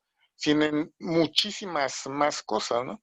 Incluso, por ejemplo, de acuerdo a la forma en la que nos expresamos, yo me he dado cuenta que nos aislamos de ser personas triunfadoras. Por ejemplo, aquí en México, ¿no? O sea, de acuerdo a cómo hablemos, nos estamos segregando de en realidad que pudiéramos imaginarnos como dueños de una empresa o como o sea, el lenguaje expresa totalmente todo esto y pienso entonces que sí sería muy importante como hacer un esfuerzo por tratar de cambiarlo, porque así nos cambiaremos nosotros. Y es mi comentario. Gracias. Gracias, Emanuel. En ese sentido, la invitación es hablar en primera persona y veamos si, por lo menos en ese sentido, podemos evitar ese cambio, hablar en primera persona. Marisol, te voy a saltar un poquito para darle chance a Lo Campos, por favor, y ahorita regresamos contigo, si eres tan amable. Muchas gracias, Antonio. Dime. Tengo una duda, más que nada. Lo estamos pensando mucho en el español, pero ¿qué hay del resto de idiomas? O Ahorita sea, vamos para allá. por ejemplo, estaba pensando en el mandarín. Tengo entendido que sí, hay palabras, pronombres que sí engloban o sí dan estas especificaciones a las mujeres y aún así son culturas ampliamente machistas. Es como una duda que me surge. Gracias. Sí, no, está bien. Seguramente hay excepciones. Solamente llamo la atención para ver qué porcentaje de personas en el mundo es de habla hispana. Ok, Y, gracias. y eso también nos puede mover a las relaciones de poder. Un poco a lo que yo te invitaría es a pensar por qué buscamos la excepción. Es decir, Claro, en algún sentido todavía nos hace ruido como decir, ay, están exagerando, espérense, no es tan así. Vamos para allá, pero vas en buen camino. O sea, yo también creo que hay excepciones y de hecho hay estudios sobre otras lenguas que ahorita voy a tratar de abordar. Muchas gracias. sí, gracias. Raúl, dinos un poco, reacciones. ¿Qué fue lo que pasó? ¿Qué viste? ¿Qué te movió ese video? Bueno, el video, gracias Antonio y felicidades por el trabajo que haces. A mí me gustó mucho el video, me parece muy lúdico. Nada más que realmente a mí me mueve mucho este todes. Fonéticamente a mí me causa mucho conflicto porque mi formación viene desde el desarrollo humano. O sea, yo y un equipo de gente hemos venido trabajando desde la persona humana. Entonces nuestro lenguaje siempre se habla de la persona. Claro. Y desde ahí es cómo empoderamos, cómo nos empoderamos y cómo trabajamos los derechos por la igualdad y el respeto. Entonces el TODES a mí honestamente entiendo lo entiendo perfectamente, hay que poner el tema en la agenda pública, pero también creo que hay otras formas de hacerlo, porque a mí fonéticamente no puedo, o sea, realmente no puedo, me rehúso a usarlo. Claro. Y qué bueno que tú lo planteas en esos términos, Raúl, porque justamente ese es el encuentro con el patriarcado. Justamente. Cuando nosotros planteamos en el análisis de masculinidades las molestias, a eso nos estamos refiriendo. Es decir, muchos de los datos y de las declinaciones, ahorita vamos a ir para allá, pero solamente voy a adelantar esta parte. Muchos de nuestra aveniencia contra la diferencia, contra lo otro, es justamente la molestia. Es decir, o sea, sí, existe, pero poquito. O sea, sí, está bien que seas de otra forma de pensar, pero que yo no te vea. Mientras yo no te vea, todo está bien. Y es justamente, eso es lo políticamente correcto. Nuestros autores y autoras, desde las disidencias que han hecho estas críticas, han puesto justamente el dedo en la llaga y nos preguntan a quienes nos molestamos en un primer momento, ¿qué es lo que te molesta? Y si tú te haces esa pregunta, a lo mejor te contestas luego, la fonética. Y yo diría, ¿en serio? ¿Te cae que la fonética la cuidas en la preparatoria, en tus ensayos de literatura, en todo lo que nosotros trabajamos? Así fuimos formados y formadas. Precisamente por eso decimos que la escuela es uno de los sistemas de opresión del patriarcado. Y justamente por eso muchas colegas están trabajando, organizadas por supuesto, buscando otros mundos posibles. ¿Qué importancia tiene para mí, por ejemplo, abrir espacios para la poética disidente? Simple y sencillamente que podamos encontrarnos ahí. Fíjate algo que hemos revisado y lo hemos dialogado incluso físicamente, Raúl, es cuando nosotros nos declaramos hombres, ni siquiera habitamos esa identidad. Ni siquiera nos responsabilizamos, porque si lo que hemos compartido en el chat es cierto, un hombre que no tiene cuidado de su familia, que espera que dando dinero se arregle todo y que solo se dedica a ayudar, híjole, si eso es ser hombre, yo no quiero ser hombre. ¿Me explico? Y es importante nombrar las cosas y nombrar nuestras molestias. Qué bueno que te recalcitre el todes y el nosotres y algunes, porque efectivamente lo que está nombrando ese lugar es un espacio que se habita, donde ya hay personas de carne y hueso y donde hay grupos, pero muchísimos grupos de personas. Es decir, pensemos en los conflictos, si nosotros los sacamos de la identidad sexogenérica, pensemos en los conflictos que tiene América Latina con la identidad de la Pachamama, en Ecuador, en Brasil, en la zona andina, en Perú, en Bolivia. Pensemos en las declaraciones de la presidenta de Bolivia diciendo la Pachamama la sacamos de aquí, aquí nomás entra Cristo y la religión católica. ¿Me explico? Es decir, esas estructuras de poder construyen el mundo. Entonces, un grupo de personas y de identidades que existen, que tienen derechos y que tienen derecho a ser nombrados, utiliza el todes. ¿A quiénes nos va a molestar? Pues a los heteronormados. Porque decimos, sí, sí está bien, pero a ver, ¿qué dice la RAE? Pues ya sabemos qué va a decir la RAE. Pero a ver, ¿qué dice la Facultad de Filosofía y Letras en su Colegio de Literatura y Letras Hispánicas? Pues ya sabemos qué va a decir. ¿Me explico? La pregunta está, con esos argumentos, ¿qué hacemos? Los juntamos a todos, los envenenamos, los sepultamos, listo, nunca los vimos. Descansamos. ¿Sí lo ves? El peligro de ahí, de no habitar la diferencia, está en generar prácticas de intolerancia, de violencia simbólica, que ya lo es, el lenguaje ya lo es, y es un poco, por eso nos molesta, porque el lenguaje del cual yo soy parte, que yo soy hispanohablante, que soy culto, que fui a la universidad, que tengo un doctorado en lingüística, me dicen que hace un sesgo. ¿Cómo no me voy a molestar? ¿Cómo no me voy a indignar? Pero mi indignación no quiere decir que sea falso. Y justamente este ejercicio me parece bien interesante, porque la metodología de representaciones sociales nos sirve para ver cuál es la tendencia. Fíjense, aun cuando todas y todos utilizáramos el lenguaje desagregado, ni siquiera le otorgamos la mitad de representación al ámbito de lo femenino y a la mujer. Ni siquiera eso. Y todavía lo discutimos, Raúl. Y todavía estamos peleándonos con decir, no, pero ¿cómo desagregar? Si una de las primicias del lenguaje es ser sintéticos. Pues sí, ya vimos por qué. Porque siendo sintéticos no dejamos espacio para nadie más que para nosotros. ¿De acuerdo? Es un tema abierto, ¿eh? Raúl, no quiero ser ni determinante ni decir que yo tengo la razón. Hay razones.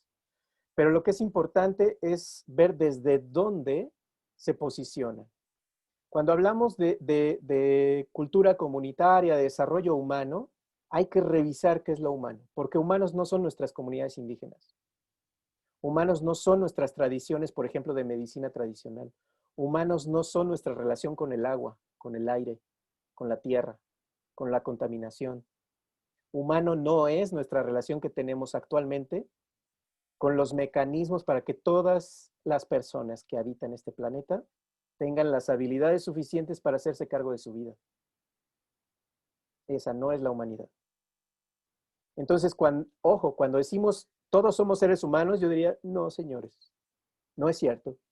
No todos somos seres humanos. Hay personas que en siglo XXI tienen una vida, pues ya no digo inhumana, porque lo humano me parece que no puede calificarse, es inmoral, que teniendo los niveles de conocimiento que tenemos, el avance tecnológico que tenemos, tengamos justamente los niveles de desarrollo de la infancia, de las mujeres, etc. Entiendo lo que dices y el desarrollo humano, yo también lo estudié y desde ahí me formé, por supuesto, pero hay que reconfigurar lo que estamos entendiendo por desarrollo humano. La cooperación para el desarrollo pasa por una de sus principales crisis, que es yo te doy dinero siempre y cuando te adhieras a mi forma de pensar. Y dices, híjole, ¿qué hace Bolivia? ¿Qué hace la comunidad andina? ¿Qué hacen nuestras comunidades indígenas? Donde tierra y territorio son otras cosas. Donde el aire tiene personalidad jurídica, para decirlo de alguna manera. Lo estoy parafraseando muy mal, pero no sé cómo explicarlo. Donde el agua es un ser sintiente. Donde la Pachamama es un ser sintiente. Eso para nosotros los occidentales que somos estudiados y tenemos doctorados, no hombre, eso es retrógrado, eso no es de seres humanos. Y justamente por eso debemos plantearnos justamente qué sería lo humano o lo demasiado humano, como dijera Nietzsche. ¿De acuerdo? Voy a adelantarme un poquito. Marisela, ahorita regreso contigo con esta pequeña introducción. Y quiero avanzar un poco en colocar algunas de las ideas para volver más adelante a abrir el micrófono. Esta poética siempre ocurre en relación con un otro, y ese otro siempre es habitado por lo femenino. Vean cómo en este video y en muchos ejercicios, lo otro siempre es lo femenino. Lo que hay que denotar, como decía el canon en el dibujo, lo que hay que diferenciar y marcar es lo femenino. Y piensen ustedes a lo largo de la historia, cómo las mujeres han sido patrimonio y posesión, mercancía, puedo decir, a partir de los estudios feministas de economía, mercancía y posesión de los varones y siempre marcadas. Esta es mía, esta es tuya, esta es de mi propiedad, esta no. En términos muy, muy contemporáneos podríamos decir, esta es mi vieja, esta no. Y en términos de acoso y hostigamiento, todavía hay un chiste que seguramente quienes nos ven lo tienen o en sus comunidades, que es el todas son mías. Y entonces ve a todas como si fueran suyas, efectivamente, y las trata como si fueran suyas, las cosifica. Son herencias de, por supuesto, relaciones legales de años y de siglos. Entonces, en este sentido, por supuesto que nos molesta, porque cuando la lengua se visibiliza como estructuralmente sesgada, eso quiere decir que el sesgo pertenece a todos los hablantes de español. Voilà, y hemos llegado al núcleo de la problemática. Todas las personas hispanohablantes tienen esa herencia. Y uno diría, bueno, ¿y qué quieres que haga? Pues todo el mundo habla así, perfecto. Nosotros, desde el movimiento de 100,000 poetas, decimos, todo el mundo habla así, perfecto, hagamos espacios donde habite la palabra de manera distinta. Y que sean espacios globales, donde atrás haya comunidades, personas de carne y hueso, de diferente identidad, de diferente cultura, pero con un solo interés, habitar otro mundo. Este que está no nos satisface. Y si la lengua tal cual está, la hemos descubierto sesgada, la hemos descubierto que invisibiliza, ahí está, los números del video son increíbles, porque todas las herramientas que plantea el video son herramientas que los lenguajes y los manuales de lenguaje inclusivo siempre damos en los cursos.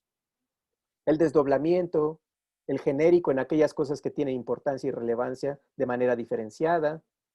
Y vean cómo con ninguna de esas herramientas al momento hemos podido revertir la representación simbólica en condiciones de igualdad. Eso tendría que movernos y tendría que indignarnos tanto como a Raúl el Todes. Sin embargo, no nos indigna. Y eso es bien interesante para mí plantearlo. Por eso yo diría, si fuésemos seres humanos, en caso de que lo fuéramos, ¿estaríamos indignados? La respuesta es no estamos indignados. Nos estamos protegiendo y le estamos echando la culpa a la Real Academia, a la declinación, a que así hemos sido, es que así ha sido el lenguaje, es que esto ya lo dijo Borges, es que esto también, etcétera, etcétera, etcétera. Pero no estamos viendo lo que es evidente ahí. Es decir, hay un sesgo y hay una invisibilización. ¿Nos puede gustar? Sí. ¿Nos puede no gustar? No. ¿Nos puede indignar? Sí. ¿Nos puede dar asco? ¿Nos puede dar lo que sea? Pero la idea es que nos dé. Y el asunto es, ¿qué podemos hacer? Vamos para allá, un poco en ese sentido. Entonces, solo a manera de repaso, la realidad del lenguaje y el pensamiento están ahí, es un nudo de significado. Todos mis autores favoritos, Raúl, no eres el único que sufre, todos mis autores favoritos utilizan ese lenguaje. ¿Eso quiere decir que son sexistas y misóginos? No todos, pero si los lees con cuidado, vas a encontrar algunos que sí. Y paso un poco en ese sentido a ejemplos concretos.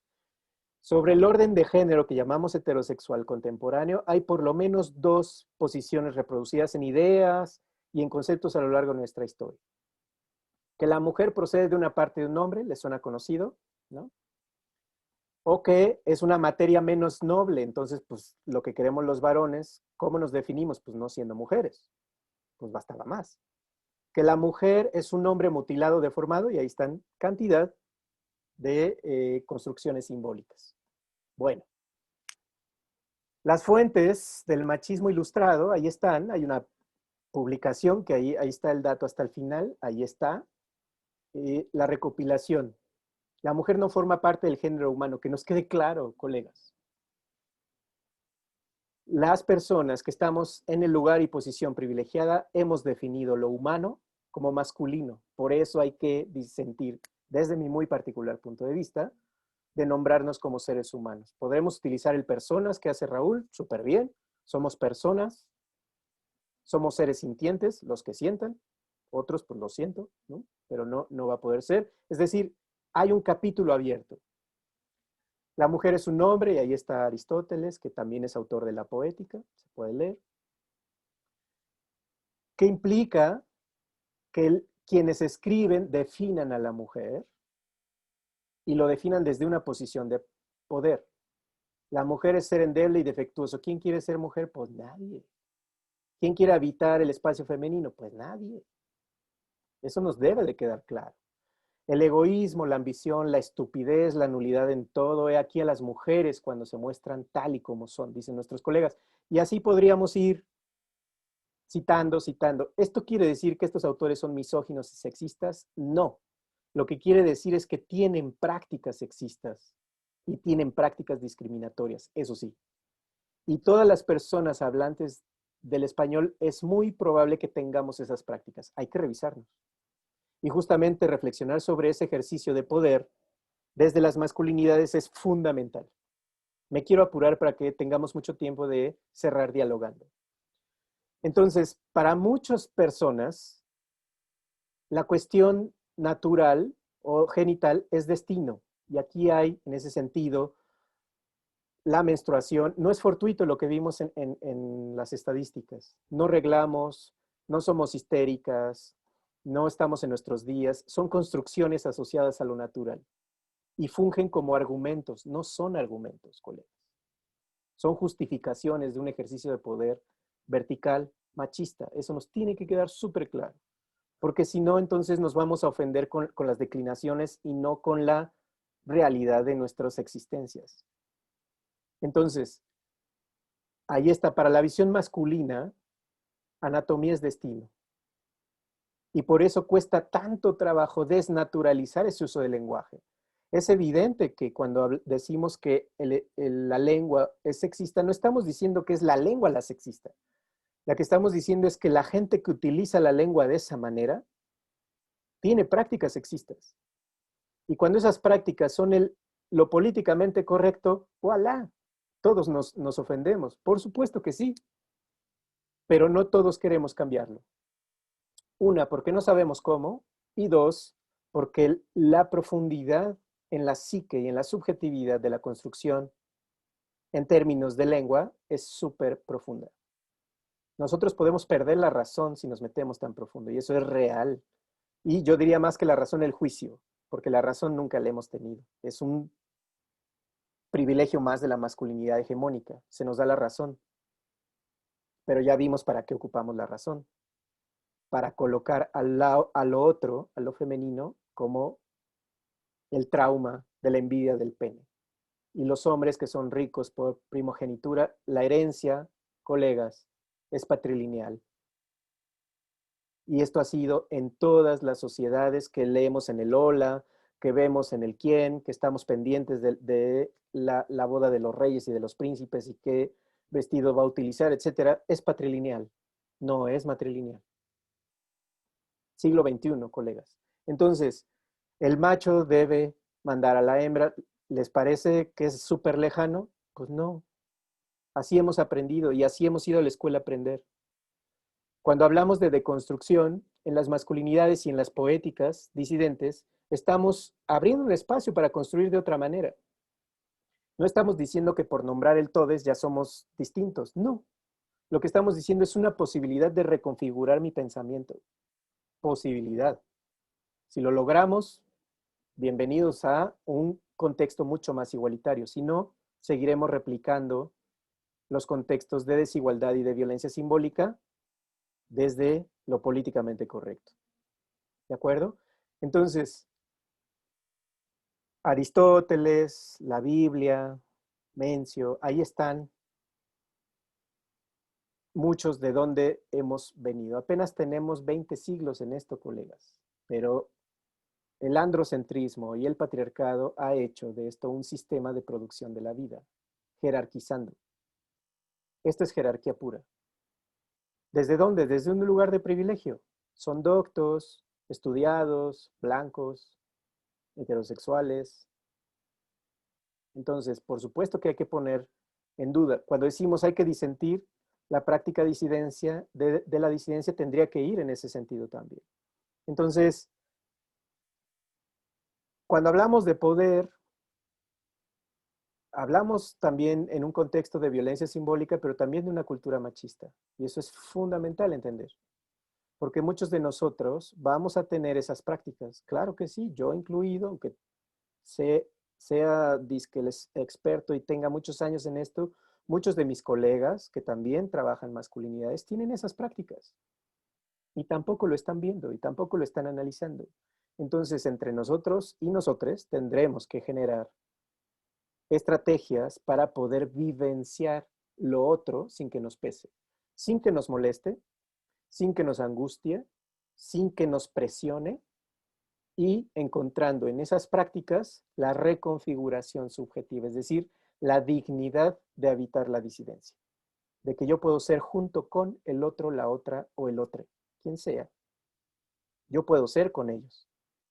Y eso en su conjunto no significa ser humano, ojo con eso, porque el ser humano viene de un modelo occidental específico, donde las mujeres han tenido que salir a la calle, organizarse, estudiar, generar epistemología, analizar, y después de 2 siglos y medio, construir lo que hoy conocemos como perspectiva de género para que los hombres les permitamos ser y estar. Si esto no es patriarcal, entonces no entiendo qué podría ser. Las implicaciones de mantener esto tiene que ver con que nosotros en el movimiento de 100,000 pudimos haber replicado con los poetas del mainstream, agarrar a los más exitosos, generar millones de likes, pero no lo hicimos así. Y no lo hicimos por una simple y sencilla razón. Queríamos abrir espacios para que otro mundo habite. Pero otro mundo posible a partir de desujetarnos de lo que significa la poética y sujetarnos al cambio, una poética de cambio, nombrar el cambio, cualesquiera que este sea.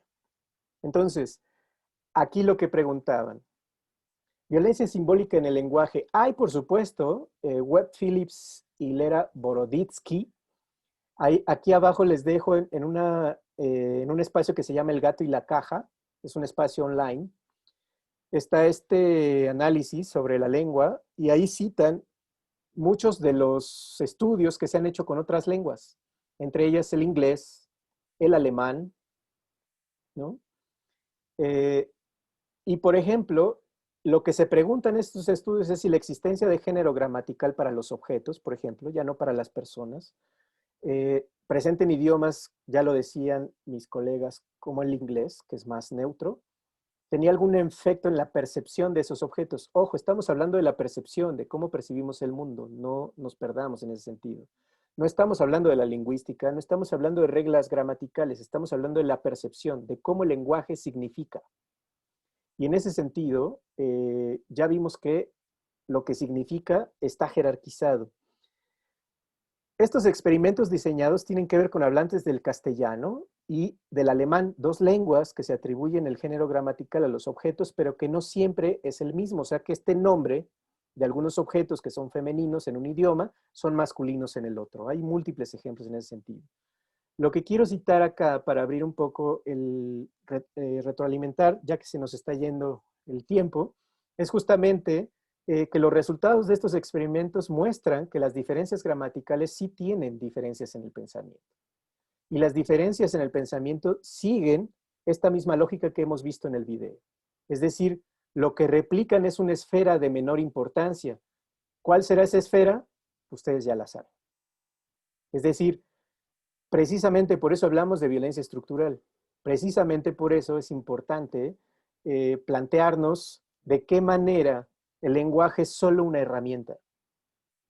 Y es una herramienta para cambiar y modificar y tener incidencia en relaciones mucho más fuertes y de más alta complejidad que el lenguaje, que son justamente las relaciones y cómo simbolizamos nuestra vida en ese sentido. Entonces, solo para concluir, estos estudios plantean que sí hay una relación entre pensamiento y lengua, hay una vinculación entre género y sexo en la mente de los hablantes y sobre esto hay evidencia. Este artículo, si lo consiguen, léanlo, está muy bien. Hay algunos de estos estudios que vienen en inglés, pero se pueden, digamos, leer.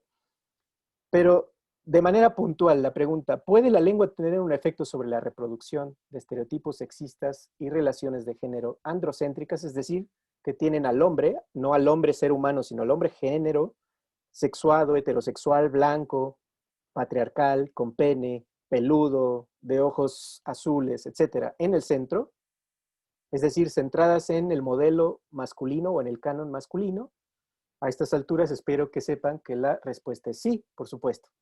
Y precisamente por eso es la molestia no solo lo que decía Raúl hace rato, sino la molestia en general, de reconocer que cuando hablamos de idiomas y de lenguas, es porque el mundo que conocemos, tal como lo conocemos, está concentrando la mayor riqueza y el mayor acceso en el 1% de la población del mundo. Y está generando el mayor número de personas que no son seres humanos en condiciones deplorables y que mueren año con año. Entonces, desde ese lugar, lo que tenemos que reflexionar es justamente cuál es el papel de la disidencia. Con esto quisiera cerrar para que tengamos más espacio para reacciones, si ustedes lo creen necesario. Ante dice en el chat, hay 7,000 lenguas en el mundo, un estudio de esa clase solo tendría valor si se investigara una muestra representativa de culturas diversas. Tomar unas cuantas lenguas occidentales y sacar conclusiones universales sobre el lenguaje a partir de hoy es muy sesgado. Sin duda lo que estamos diciendo acá es que los estudios que hay al respecto mantienen, es como una foto. No podemos decir que la lengua, que todas las 7,000 lenguas en el mundo son androcéntricas, pero hay muchas pruebas de que es muy probable que así sea. ¿Cuáles son las pruebas? Los niveles de desarrollo diferenciados en todos los países del globo. No hay un solo país en el mundo que tenga la igualdad tal como lo define la ONU, desde por lo menos el 2000. No existe. Y eso es justamente lo que detona la construcción de la política de igualdad y no discriminación en el mundo. Llamo el mundo occidental porque recordemos que la ONU no representa a todos los países de este globo, solo a los occidentales y algunos que tienen negocios con el modelo occidental. ¿Qué es lo que quiero decir? Hay relaciones de poder. Cuando nosotros decimos, no, pues a ver, hagan estudios de todas las 7,000 lenguas y solo cuando tengan los resultados, a ver si les creo. Estamos en una posición de poder. Y estamos en una posición que está negando sistemáticamente que ya hay suficientes datos para poder valorar una desigualdad de corte estructural en el mundo y que la lengua es un efecto de esa desigualdad. No es la causa de la desigualdad, es el efecto. Mantener relaciones de desigualdad ha tenido impactos en la lengua y en muchas lenguas. Por supuesto, hay muchas lenguas, por ejemplo, de la Amazonía que no hacen diferencia para hombre y mujer. Y eso no significa que todas y todos tengamos que aprender esa lengua para relacionarnos, o quizás sí en un futuro, no lo sé. Pero lo que estamos tratando de trabajar es justamente de qué manera podemos abatir la desigualdad. Una de ellas es el lenguaje. Y entiendo perfectamente lo que dice Ante, pero esa posición que defiende o que plantea es una posición de poder. Y es una posición de poder androcéntrica. Es decir, hay 7,000, yo no creo que todas tengan la desigualdad de género. Lo que hemos visto en los estudios de los que podemos echar mano al día de hoy, la respuesta desgraciadamente sí, sí hay desigualdad aún de género en países que tienen, como Finlandia, desde los años 70, aplicando políticas de igualdad, que en ese entonces ni siquiera se llamaban políticas de género, eran políticas de igualdad. ¿De acuerdo? Entonces, perdón, Raúl, pero lo tengo que decir. Hasta ahora parece ser que la propuesta de mejor proyección a futuro para ser incorporada sin pelearse demasiado con el sistema lingüístico es justamente el uso de la E como una vocal para señalar un género neutro. Eso es lo que, digamos, de lo que hay hasta el momento. Como el objetivo es dejar de referirnos a todes con palabras que solo nombran algunos, no necesitamos usarla para referirnos a absolutamente todo. Es decir, no vamos a empezar a sentarnos en sillas ni a tomarnos la colective cada mañana, pero sí estamos hablando de un ejercicio de hablando de personas u otros seres animales a los que les percibimos una identidad de género. Nos habilita una posibilidad. Cada que nombramos, y eso es importante y con esto quiero cerrar, cada que lo nombramos nos habita una posibilidad. Lo que hay que preguntarnos es por qué nos molesta. Porque evidentemente hay molestia. Hay molestia fonética, hay molestia de lectura y, digamos, juicios va a haber un montón, que la lectura, que es cansado, que se oye horrible, que es de mal gusto, lo que quieran. Recuerden la pirámide de la dominación masculina de Pierre Bourdieu, que Pierre Bourdieu nos regaló. El poder no se negocia. El poder ni siquiera se analiza. La dominación masculina existe per se. Ni siquiera necesita justificación. Precisamente por eso, cuando nosotros abrimos espacios para que la disidencia nos habite, estamos abriendo espacios para otros mundos posibles. Con eso quiero terminar. ¿Y qué es lo que podemos hacer? Acciones concretas. Desde el proyecto de 100,000 poetas por el cambio, hay espacios para poética disidente, hay acciones concretas que implican pues no solo la presencia y la transformación, es decir, el lenguaje nos habita. Hay palabras como otros que tienen un efecto y que ese efecto, un poco la propuesta es que sea una escucha radical, es decir, sin juicio. Y ahí, junto conmigo y con Raúl y con todos los que sintieron esa molestia, la idea es generar una escucha radical de ese tipo de manifestaciones que pudieran ser otras, pero esas en particular que nos hagan ruido y que nos molesten sin juicios, escuchando, priorizando la conciencia de la comunicación, no la imposición de una lengua ni de un sistema simbólico de representación. Es decir, no reproducir los sistemas de opresión. De eso se trata. Y finalmente los hechos, es decir, hay un movimiento, para nosotros es 100,000 poetas por el cambio, algo que hicimos, que es físico, que se puede habitar, ahí está, donde el lenguaje se plantea como un sistema vivo, de personas vivas, que lo habitan o no, o que se molestan, o que rechiflan, o que interactúan, pero que están en la conciencia de construir un espacio otro, un mundo otro, que podamos habitar desde el amor, desde la escucha radical, y desde redefinir lo que nos hace humanos en el caso de que habiten esa identidad, o lo que nos hace personas de carne y hueso en este planeta, en este lugar y a esta hora. Me queda súper poquito tiempo para Regresamos con Marisela, por favor, que quedó por ahí con el micrófono. Una disculpa, Marisela, pero quería terminar con estos contenidos. Adelante, por favor. Buenas tardes. Ahorita que te escucho que me estabas hablando, me quedó la duda y bueno, no sé si podrías explicar, bueno, que ya te queda muy poco tiempo, ¿a qué te refieres, o bueno, a qué se refieren cuando hablan de perspectiva de género? Como que no me queda claro, o sea, Ajá. no entiendo. Entonces, no sé si podrías decir algo sobre eso. Mi Gracias. querida Marisela, te regresaste al inicio de todo este enfoque. De manera muy, muy rápida, yo te diría que la perspectiva de género es una forma de análisis de la realidad, interdisciplinaria y multidisciplinaria, que los grupos de mujeres organizadas y de grupos feministas y hombres organizados y también académicos han construido para poder analizar cuáles son las causas de fondo de la desigualdad social por razones de género y de sexo. Todos los grupos sociales que conocemos en este mundo, todos, absolutamente todos, tienen en su génesis la organización de la vida a partir de roles asignados para hombres y mujeres de manera diferenciada. Los roles de los hombres son más positivos, como lo acabamos de ver en el curso, y los roles asignados a las mujeres son más denostados, como lo acabamos de ver también en las citas literarias que revisamos. ¿Cómo llegamos a ese descubrimiento? A partir de aplicar la perspectiva de género en la producción, construcción y réplica de las relaciones humanas en distintos ámbitos de nuestra vida. Te lo estoy súper sintetizando, pero de perspectiva de género podríamos hacer un curso mínimo de 120 horas. Entonces, discúlpame si me quedé como tan corto, pero no podría hacer un poco más en este tiempo. Discúlpame, Marisela. Y bueno, Marisol, por ahí quedó también con la manita levantada. Adelante, por favor. Muchas gracias. Seré muy breve. Yo solo pongo 2 ejemplos sobre esta cuestión de que el lenguaje sí importa en cómo concebimos el mundo y apoyando esta idea de que es lo primero que nos tenemos que cuestionar, ¿no? Y lo puse un poco en el chat. Cuando decimos la prostitución es el oficio más viejo del mundo, estamos cargando la responsabilidad sobre las mujeres. Cuando decimos es el privilegio más viejo del varón, estamos cargando también la responsabilidad sobre los hombres.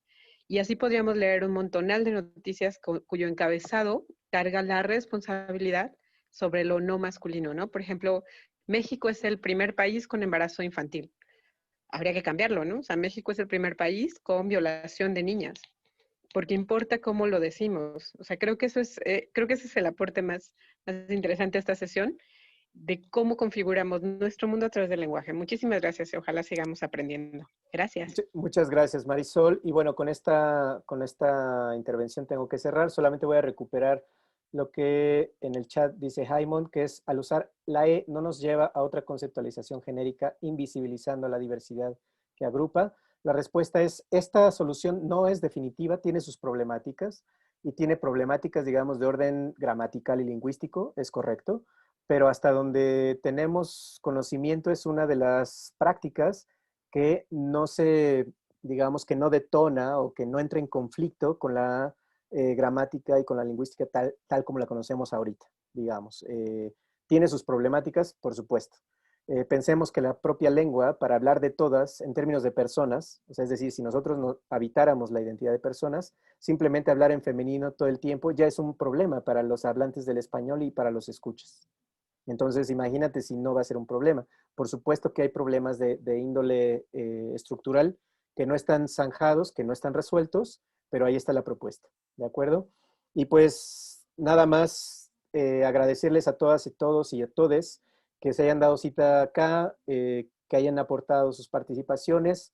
Les agradezco mucho. Recuerden que la iniciativa de 100.000 Poetas por el Cambio sigue abierta para este 2020 sobre poéticas disidentes para todas, todos y todes. Muchísimas gracias al museo, a Lalo que estuvo de aquel lado en los controles y pues muchas gracias. Nos vemos pronto por aquí si tienen a bien. Gracias, Antonio. Bueno, supongo que el siguiente mes no tendrás algún curso, así que nos vemos hasta dentro de 2 meses, me parece. Es correcto. Y pues nada, como siempre, agradecerte tu tiempo para compartir todo tu conocimiento y gracias a todas y a todos los que nos acompañaron en el curso. Que tengan muy buena tarde y hasta luego. Muchísimas gracias. Hasta pronto.